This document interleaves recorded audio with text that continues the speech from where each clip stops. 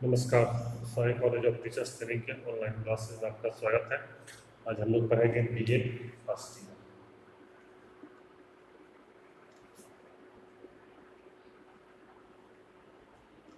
विषय है C2। C2 यानी कि विषय का नाम हो गया कॉन्टेम्प्रेरी इंडिया एंड एजुकेशन। इसका यूनिट फर्स्ट चल रहा है, भारत में शिक्षा अतीत से वर्तमान तक।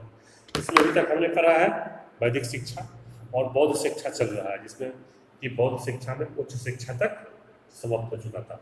आज हम शुरू करेंगे बौद्ध शिक्षा के आधारभूत तत्व एवं विशेषताएं।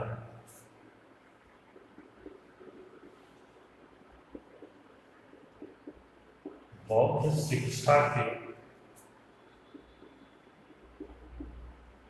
आधारभूत तत्व एवं विशेषताएं।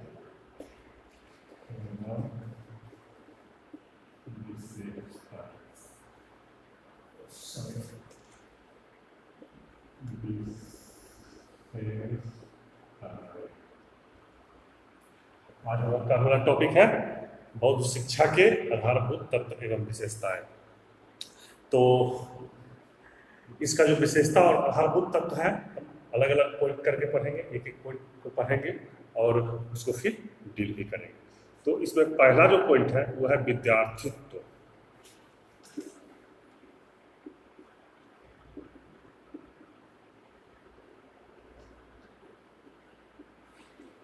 देखिए,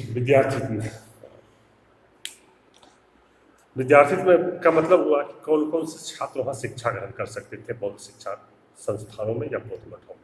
तो बौद्ध शिक्षा में संस्थाओं में सभी वर्गों के व्यक्ति शिक्षा प्राप्त कर सकते हैं, चाहे वह किसी भी वर्ग का व्यक्ति क्यों नहीं हो, किसी भी वर्ण का व्यक्ति क्यों नहीं हो, वह बौद्ध शिक्षा में शिक्षा प्राप्त कर सकता था।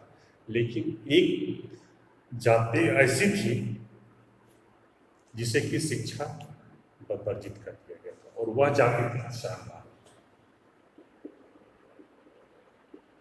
चांडाल को बौद्ध शिक्षा संस्थानों में शिक्षा ग्रहण करने के लिए नहीं दिया जाता था। अब इसका दूसरा जो पॉइंट है वह है छात्रों का चुनाव।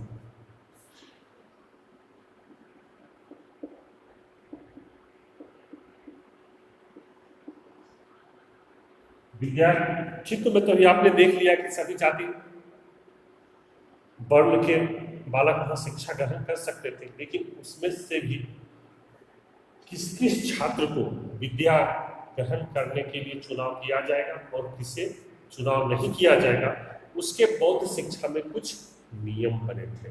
अब हम उसी नियम को जानेंगे। देखिए, वैसे तो वहाँ सभी को शिक्षा प्राप्त करने का अधिकार था, लेकिन कुछ ऐसे भी वर्ग थे जिससे बौद्ध शिक्षा संस्थानों में प्रवेश नहीं दिया जाता था। किसको नहीं दिया जाता था, उसका एक एक करके हम देखते हैं। सबसे पहला है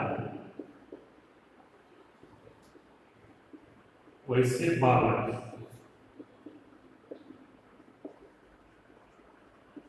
जिसमें माता पिता से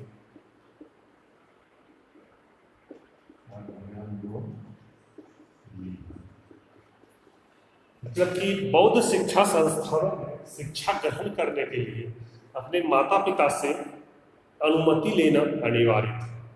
जो बालक इसमें असफल रहते थे, अनुमति नहीं लेते थे, उन्हें बौद्ध शिक्षा संस्थानों में प्रवेश नहीं दिया जाता था। ये पहला था कि किसे प्रवेश से रोक दिया जाता था, तो जो अपने माता पिता से आज्ञा नहीं लिए। दूसरा इसमें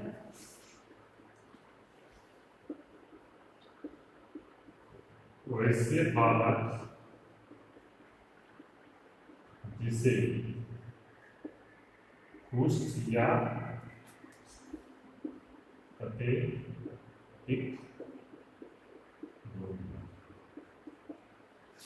मतलब अगर किसी बालक को कुष्ठ रोग या तपेदिक, जिसे कि टीबी कहते हैं, ये दो रोग से अगर पीड़ित बालक हो तो वैसे बालक को बौद्ध शिक्षा संस्थानों में प्रवेश नहीं दिया जाता था। तीसरा,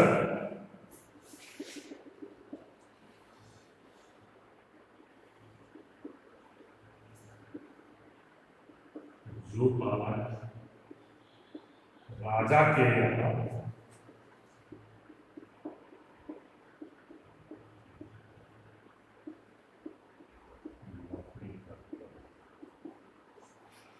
मतलब कि अगर कोई बालक राजा के यहाँ नौकरी कर रहा है तो उस बालक को भी बौद्ध शिक्षा संस्थानों में प्रवेश नहीं दिया जाता था।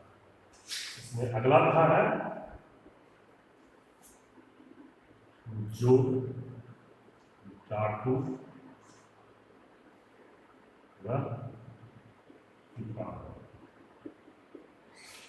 मतलब ऐसा बालक जो पूर्व में डाकू हो, चोर हो, वैसे बालक को भी बौद्ध शिक्षा संस्थानों में प्रवेश नहीं दिया जाता था। इसमें और भी करके बताता हूं। इसका पांचवा होगा वैसा बालक जो कारागार से भागा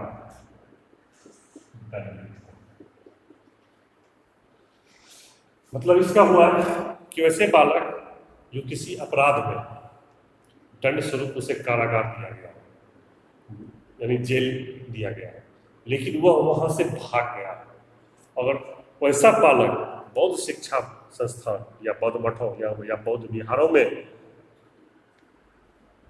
शिक्षा ग्रहण करने के लिए आएगा तो उसे प्रवेश नहीं दिया जाता था। इसका अगला पॉइंट है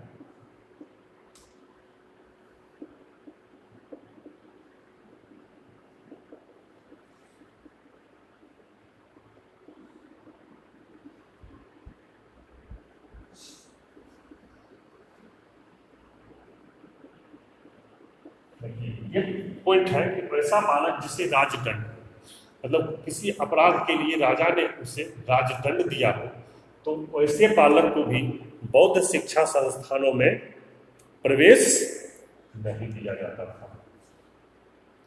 अगला है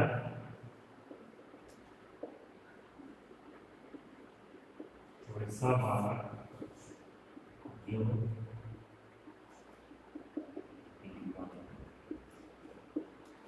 अगर किसी भी प्रकार का बालक विकलांगता से ग्रसित है, चाहे वह हड्डी से हो, आंख से हो, कान से हो या मानसिक रूप से विकलांग हो, तो वैसे किसी भी बालकों का बौद्ध शिक्षा संस्थानों में प्रवेश वर्जित था। या फिर इसका एक और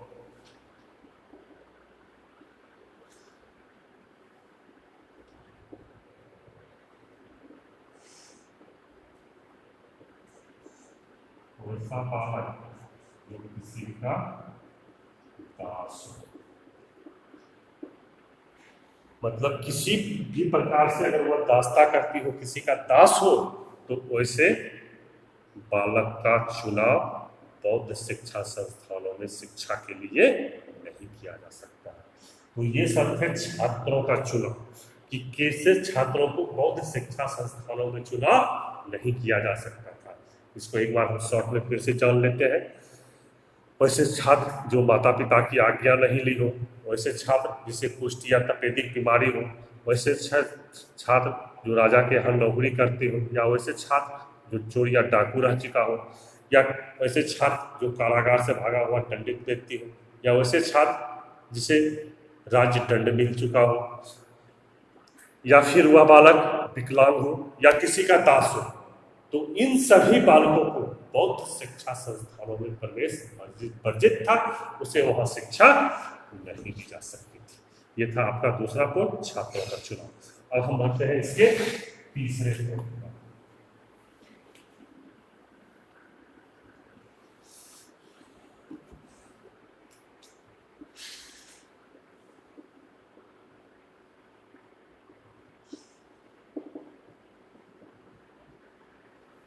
तीसरा पॉइंट है आपका पवज्जा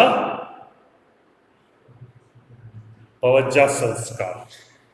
देखिए, जैसा कि आपने वैदिक शिक्षा में पढ़ा होगा कि वहां गुरुकुल में प्रवेश लेने से पूर्व उपनयन संस्कार किया जाता था, वैसे ही बौद्ध मठों या बौद्ध विहारों में शिक्षा ग्रहण करने से पूर्व पवज्जा संस्कार करना पड़ता है। पवज्जा संस्कार का इसका जो है शाब्दिक अर्थ है, शाब्दिक अर्थ है बाहर जाना। बाहर जाना मतलब क्या? अपने घर से बाहर निकल करके वह शिक्षा ग्रहण करने बौद्ध मठों या बौद्ध विहारों में जाएगा। इसमें छात्र अपने परिवार से अलग होकर बौद्ध शिक्षा संस्थानों में प्रवेश लेता था और बौद्ध धर्म में प्रवेश करता था। बौद्ध धर्म में एक धर्म ग्रंथ है विनय पिटक। बौद्ध धर्म ग्रंथ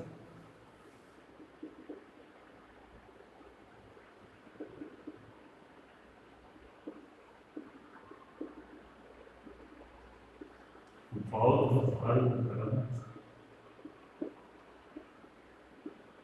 विनय पिटक में जो है पवज्जा संस्कार के नियम बताए गए। मतलब विनय पिटक से ही हमको पता चलता है कि कैसे पवज्जा संस्कार होता था।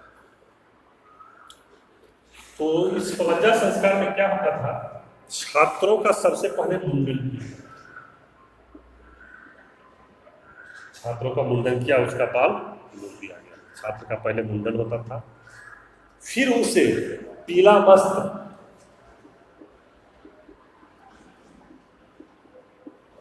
फिर उसे पीला वस्त्र पहनाया जाता था और बालक जो उस बौद्ध मठ का प्रमुख बौद्ध भिक्षु होता था उसके चरणों में अपना माथा टेकता था। फिर वह क्या करता था? माथा टेकने के बाद वह भूमि पर पालथी मार करके बैठ जाता था। फिर वहां के जो सबसे वरिष्ठ बौद्ध भिक्षु होते थे उससे 3 बार उच्चारण करवाते।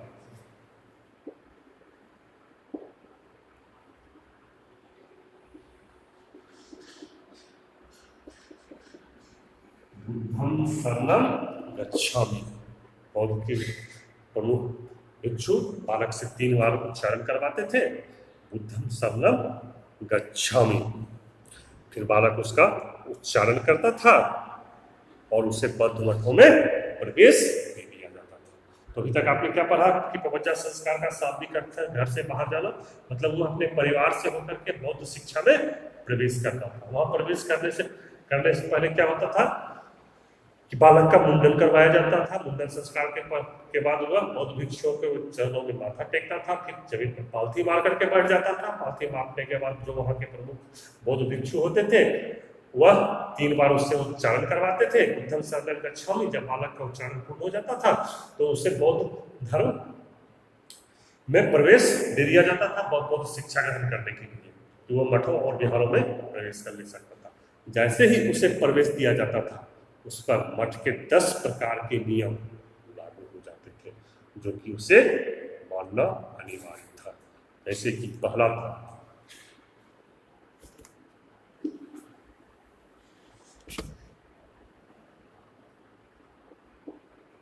जीव हत्या।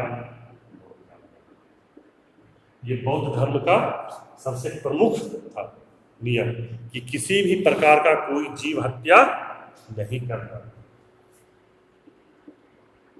असत्य नहीं बोलना, औसत अर्थात झूठ बोलना बौद्ध शिक्षा मठों में पूर्णतः वर्जित था।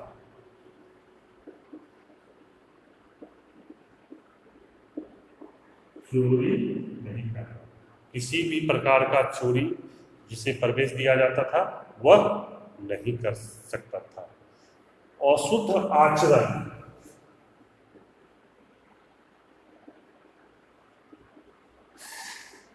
अशुद्ध आचरण नहीं करना। अशुद्ध आचरण का मतलब हुआ खराब व्यवहार, ऐसा व्यवहार जो किसी दूसरे को उससे बुरा लगे या हानि हो जाए, वैसा व्यवहार नहीं करना। मादक पदार्थों से दूर रहना, मतलब किसी भी प्रकार का नशा नहीं करना है जिसे वहां प्रवेश मिल जाता था। उसके बाद था वर्जित समय पर भोजन नहीं करना। जैसे कि कुछ ऐसे समय होते हैं, जैसे कहते हैं शाम के समय हो गया, गोधूली बेला जिसको कहते हैं, या दोपहर, कुछ ऐसे समय निर्धारित किया गया है, उस वर्जित समय में भोजन नहीं करना है। भोजन का जो निर्धारित समय है, उसी निर्धारित समय में वहां छात्र को भोजन करना होता था। और इसमें है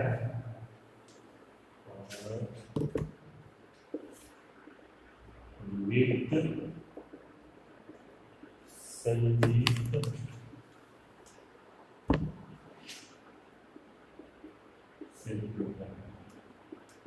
किसी प्रकार का संगीत नहीं सुनना है, नृत्य नहीं करना है, उससे पूरी तरह से दूर रखा जाता था। उसके बाद क्या था, श्रृंगार की वस्तुओं को प्रयोग नहीं करना।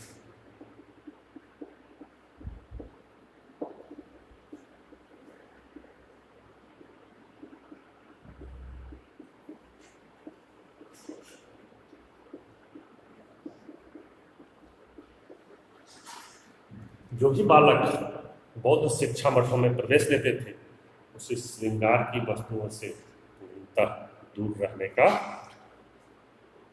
आदेश दिया जाता था। अगला पॉइंट था इसमें ऊंचे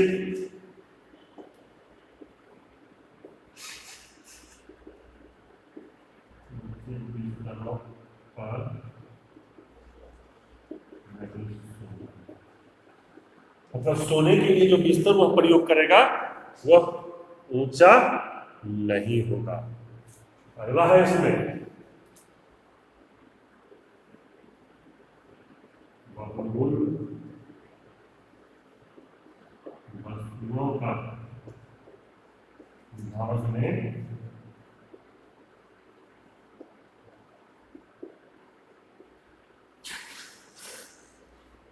जैसा कि आप लोग जानते होंगे कि बौद्ध धर्म में जो भी प्रवेश लेता था, सबके लिए भिक्षा मांगना अनिवार्य था। लेकिन वह छात्र जब भिक्षा मांगने जाए, तो अगर कोई भी व्यक्ति उसे भिक्षा के रूप में बहुमूल्य वस्तुएं जैसे सोना चांदी इत्यादि दे, तो वैसी वस्तुएं उसे भिक्षा के रूप में नहीं लेना था। और अंतिम इसका है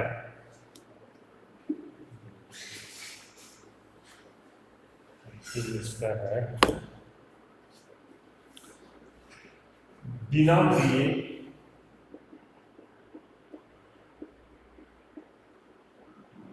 किसी वस्तु को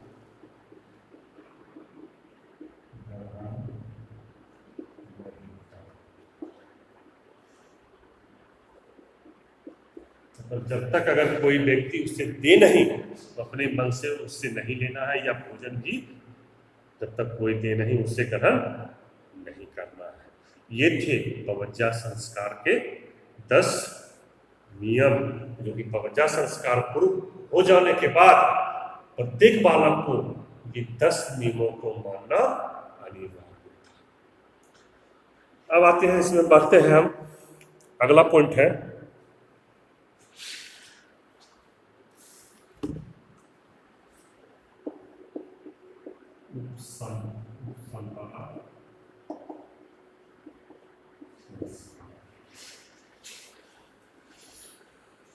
देखिए, ये वीडियो थोड़ा अब लंबा हो रहा है, और लंबा वीडियो में मुझे पता है कि आप लोग का इंटरेस्ट समाप्त हो जाता है, तो इसलिए उपसर्ग संस्कार और वैदिक तथा बौद्ध शिक्षा का तुलनात्मक अध्ययन जो है हम अगले क्लास में पढ़ेंगे। धन्यवाद।